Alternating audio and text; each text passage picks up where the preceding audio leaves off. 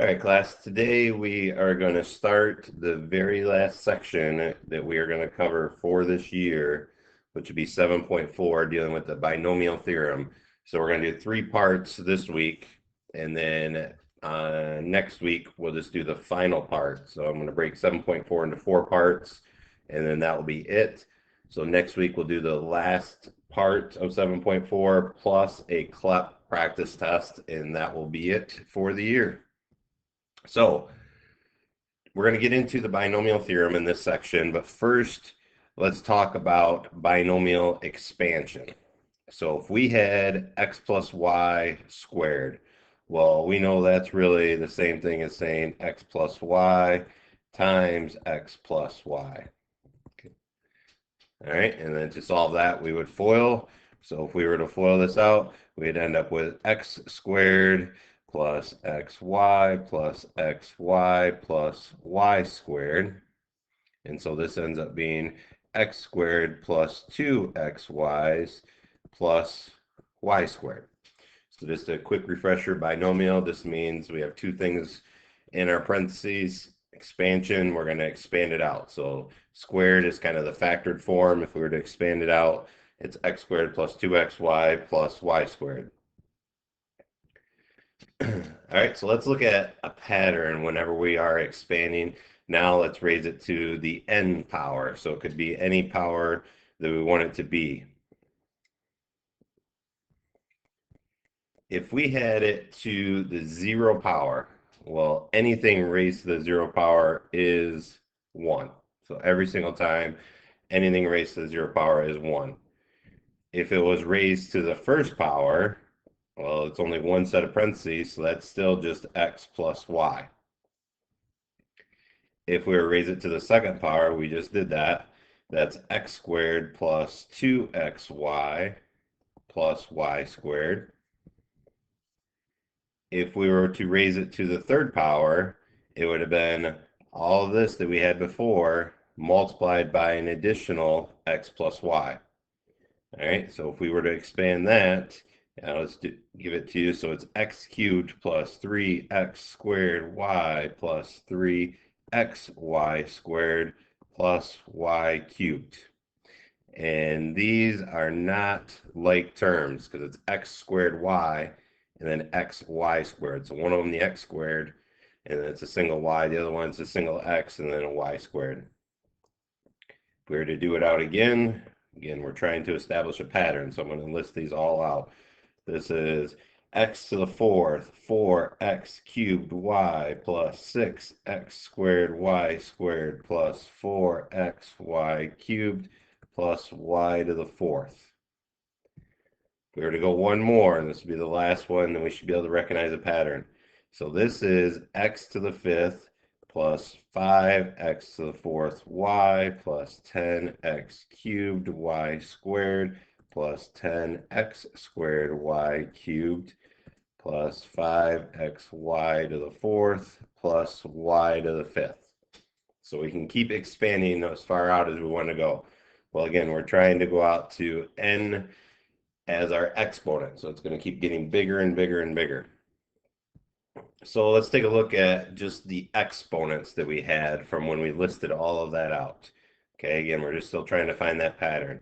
If we look at the last one, x plus y raised to the fifth power is this big long expansion.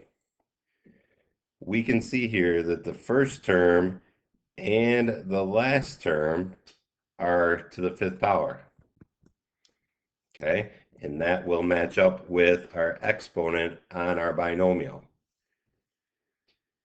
We can see the exponent on x decreases by 1 as we move to the right, because I was here at x to the fifth, and then I went x to the fourth, x cubed, and so on.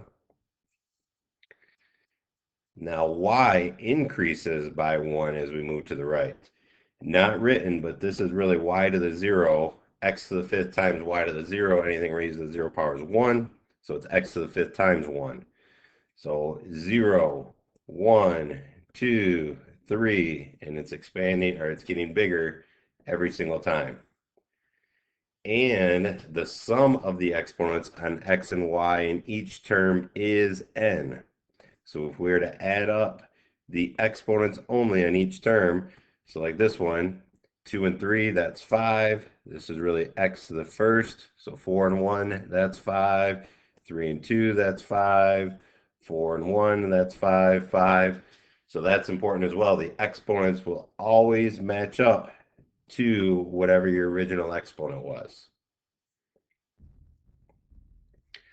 So that was dealing with the exponents. Now let's look at the coefficients. And a helpful tool to establish coefficients is called Pascal's Triangle. So again, we're still just trying to identify the pattern going on. Well, we've talked about the exponents. This 5 is important because all of the exponents in our expansion are going to sum to be 5. Pascal's Triangle now. The top, the pyramid, the triangle, whatever you want to think of it, is always going to be 1. Because this is going to match up to, say we had x plus y to the 0 power, that equals 1. And again, we're only working with coefficients. So the top is 1, and we consider this row 0 because the exponent on our x plus y was 0. The next row below is 1, 1. Again, coefficients. So x plus y raised to the first power, so this is row 1, is going to be x plus y. The coefficients on x and y are 1 and 1. The next row is equivalent to x plus 2 squared, which is x squared plus 2xy plus y squared.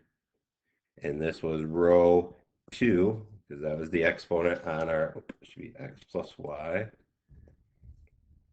So again, coefficients only.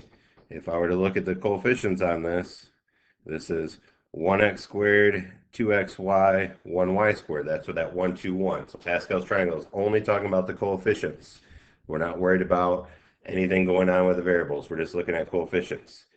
If I were to continue this pattern on, if I was raising it to the third power, I would end up with coefficients being 1, 3, 3, 1. If I were to raise it to the fourth power,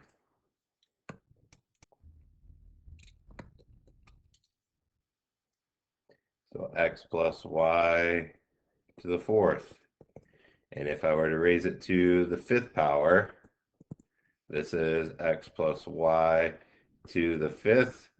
We end up with coefficients 1, 5, 10, 10, 5, 1, which matches up here. 1, 5, 10, 10, 5, 1. So Pascal's triangle tells us what these coefficients are. Now, to create Pascal's triangle, all it is addition to go from row to row. So if I took my numbers above, so it starts out with 1, always goes 1, 1 after that. And then now if I were to add these two together, I would get 2. If I were to add these together, I would end up with 3 and 3. Ones always go on our diagonals all the way on the outsides. If I were to add up these, so 1 and 3 is 4, 3 and 3 is 6, 3 and 1 is 4. I can create Pascal's triangle. So on this one, I don't have it written, but I would have, this would be 6, this would be 15, this would be 20, 15, 6, and then I'd still have 1s on the outside. That's if I went to the 6th power.